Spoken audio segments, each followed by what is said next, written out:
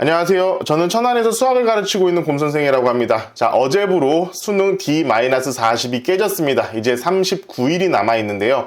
지금부터 여러분들 무슨 공부를 어떻게 하는 것이 여러분들 수능 성적 향장에 도움이 될 것인가에 대해서 간단하게 말씀을 드릴 수 있도록 하겠습니다. 일단 두 가지로 나누려고 하고 있는데요. 자, 첫 번째로는 최저를 준비하고 있는 최저 준비생입니다. 이 학생들 지금 탐구 공부 정말 많이 하고 있는 걸로 알고 있어요. 하지만 저는 여러분들에게 경험상 탐구보다는 영어 단어를 외우는 게 조금 더 도움이 될 거라고 생각을 합니다. 자, 물론 저는 수학을 가르치는 사람이고 탐구 영어를 전문적으로 가르치는 사람은 아니에요. 하지만 오랫동안 제가 15년 가까이 수능을 준비하면서 봐온 결과 지금 이 시점에서는 탐구보다는 차라리 영어 단어를 공부하는 것이 여러분들 최저를 준비하고 있는 여러분들 입장에서는 조금 더 도움이 될 거라고 생각을 하고 있어요. 자, 그 이유로 첫 번째로 탐구 성적은 모의고사랑 수능 간극이 가장 큰 과목입니다.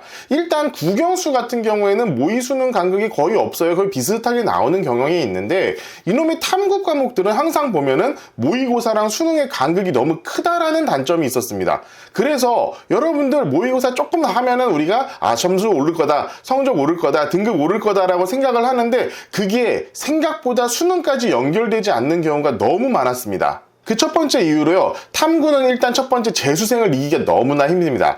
재수생들은 재수종합반 같은 이런 데서 탐구를 체계적으로 굉장히 공부를 했어요. 그런데 지금 현역 여러분들 같은 경우에는 어때요? 지금 생각보다 탐구 공부한 시간이 그렇게 길지 않고요. 되게 얕게 공부했을 확률이 되게 높습니다. 그런데 탐구는요, 덕후들이 결국 다 해먹는 과목이에요. 정말 깊이 있게 공부하는 친구들, 과학을 하건 사회를 하건 딱 봤을 때 이게 뭐지? 그럼 교과서 보고 이런 게 아니라 막 인터넷도 검색해보고 이것저것 깊이 있는 자료들을 찾아보면서 이게 이런 거였구나라는 것을 깊이 있게 이해하는 애들이 실제 수능에서는 등급들이 다 잘 나오더라고요. 하지만 지금 현역 여러분들이 40일밖에 안 남은 이 상황에서 그렇게 공부하는 건 사실 그렇게 쉽지가 않은 일이에요. 어려울 거예요. 최소 1년 이상 해왔던 재수생들, 그리고 그 이전부터 그냥 그 과목이 너무 좋아가지고 열심히 했었던 친구들을 지금 여러분들은 절대로 이길 수가 없습니다. 게다가 올해 재수생들 엄청 많다는 거 잘 알고 계시잖아요. 그래서 저는 차라리 영어 단어를 외워가지고 절대평가, 그냥 80점 넘으면 2등급, 90점 넘으면 1등급이 나오는 이 영어에서 차라리 조금 더 승부를 보는 것이 나을 수 있을 거라고 생각을 합니다. 다시 말씀드리지만 이것은 제 경험에서 나오는 거예요. 오랜 제 경험상 최저는요, 보통 탐구보다는 국영수로 맞추는 경우가 훨씬 더 많았습니다. 여기서 말씀드리는 최저 맞추는 건요, 3합 12 이런 거 말고요. 이런 거 말고 2합 5라든가 3합 7 같은 거, 요런 거에서 말씀을 드리는 거예요. 아니, 그렇다고 해가지고 그럼 탐구 안 합니까? 그렇진 않습니다. 그것은 정시준비생하고 동일하게 말씀을 드릴게요. 자, 두 번째로 정시준비생은 지금부터 모의고사랑 개념 정리를 진행을 해야 됩니다. 여러분들 너무 뻔한 얘기 아니냐라고 말씀을 하실 것 같은데 일단 다시 한번 정확하게 말씀을 드릴게요. 자, 지금 이 정도 시점에 와가지고 다시 기출문제를 한번 풀어봐야겠어, 아니면은 다시 그냥 개념 정리집을 하나 사가지고는 이 개념 정리를 다시 한번 해봐야겠어, 이거 사실 저는 의미 없다라고 생각을 합니다. 자, 여러분들 지금부터 그 의미 있는 공부를 하려면요, 이런 것들을 하지 말고 모의고사, 실전 모의고사를 푸는 것이 중요해요. 자, 실제 모의고사 형태의 문제를 시간에 맞춰가지고 푸시라 이 얘기입니다. 자, 모의고사 형태라고 했을 때는요, 크기도 비포용지로 해가지고 크게 뽑아가지고 여러분들 푸셔야 돼요. 지금부터는.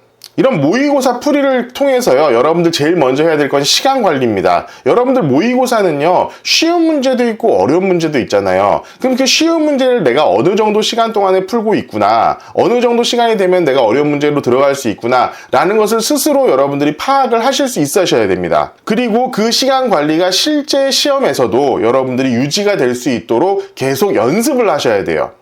자, 두 번째로는요, 오답을 재정리하는데 이 오답 재정리라는 것은요, 여러 가지 의미가 있을 수 있을 것 같아요. 아까처럼 개념 정리집 처음부터 끝까지 다 보라는 게 아니라 이 모의고사에서 틀렸었던 부분, 이 모의고사에서 틀렸었던 부분들을 다시 학습을 하라 이 얘기입니다. 이때 여러분들이 아마 몰랐던 개념들은 거의 없을 거예요. 20점에 와가지고 몰랐던 게 있으면 그 말이 안 되죠. 몰랐던 것보다는 내가 좀 잊은 개념이 없는가? 그 개념에 대해서 복습을 진행을 하는 겁니다. 특히 이때 잊은 개념들을 다시 공부할 때는요, 최대한 여러분들 교과서로 개념을 정리하는 것을 추천을 드릴게요.